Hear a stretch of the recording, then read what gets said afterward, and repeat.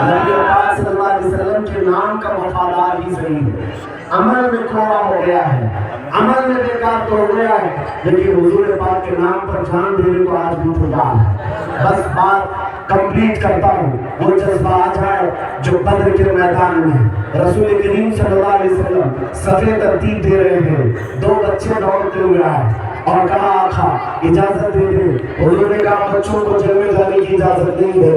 حضور پاک صلی اللہ علیہ وسلم کا یہ جملہ سن کر کے چیخ مار کر رونے لگے۔ ارے میاں کوئی فٹ بال کا گراؤنڈ یا کرکٹ کا گراؤنڈ کھیلنے کا میدان جہاں بچوں کو روکا جائے تو بچے روتے ہوں گے، لیکن مدینے کے موقع سے بچے تھے جہاں جنگ کے میدان میں نہ جانے کے لیے روکا جائے اور رونے لگے، چیخ مار کر رونے لگی۔ حضور پاک صلی اللہ علیہ وسلم کو ان کا رونا دیکھا نہ گیا۔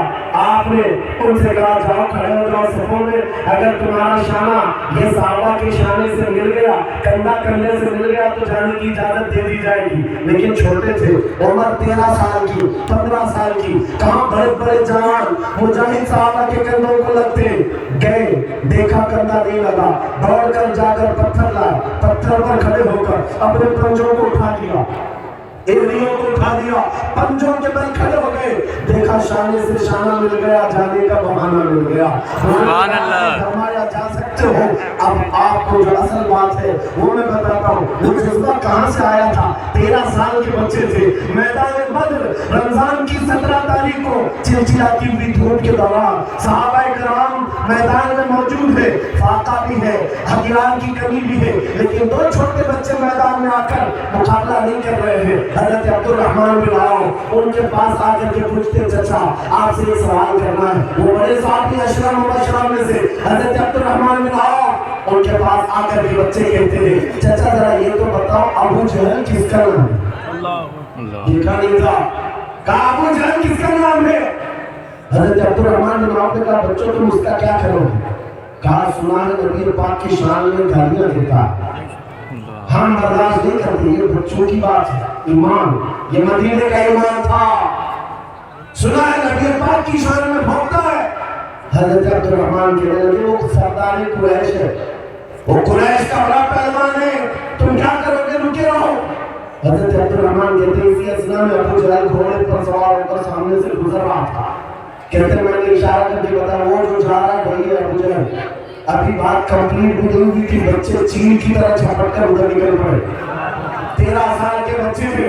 حضرت عبد الرحمن بن عوف کہتے ہیں میں دیکھتا ہی نہیں گیا، یہ دونوں سگے بھائی تھے، ایک ہی باپ کے بیٹے تھے، معاذ بن عفرا معاوض بن عفرا۔ جب یہ دوڑ کر گئے ایک نے گھوڑے کی ٹانگوں پر مارا، ابو جہل جیسا پہلوان زمین پر آ گیا اور دوسرے نے بیٹھ کر کے اس کی گردن کو الگ کر دیا۔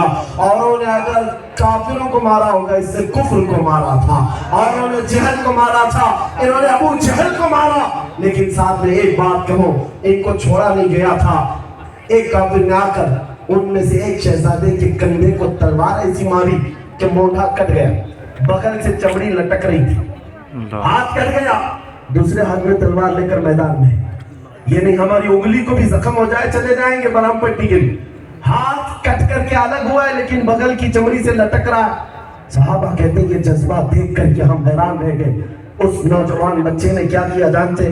میدان بدر میں آیا اور آ کر اپنے ہاتھ کو پیر کے نیچے رکھ کر کھینچ کے نکال دیا، جو چمڑی سے لٹک رہا تھا نکال دیا، اور یہ کہا مجھے اس ہاتھ کی ضرورت نہیں جو میرے اور میرے رسول کے درمیان خلل پیدا کرتا ہو، میرے رب تعالیٰ کی رضا حاصل کرنے میں خلل پیدا کرتا ہو، مجھے اس ہاتھ کی ضرورت نہیں۔ یہ بچے وہاں شہید بھی ہو گئے تھے۔ نوجوانوں پھر میں آپ سے آخر میں یہ کہنا چاہتا ہوں، انہوں نے اپنے ہاتھ الگ کر دیے، اپنے جسموں کو قربان کیا، وہ نہیں چاہتے تھے کہ اپنے اور نبی کے درمیان کوئی دوری کا سبب بن سکے۔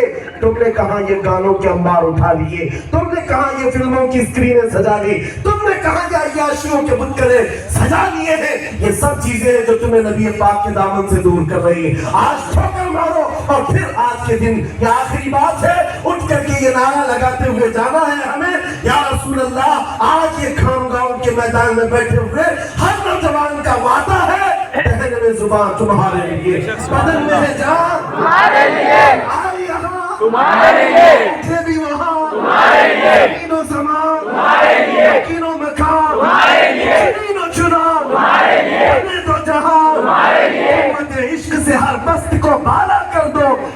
نام محمد سے اجالا کر دو. لبیک یا رسول اللہ.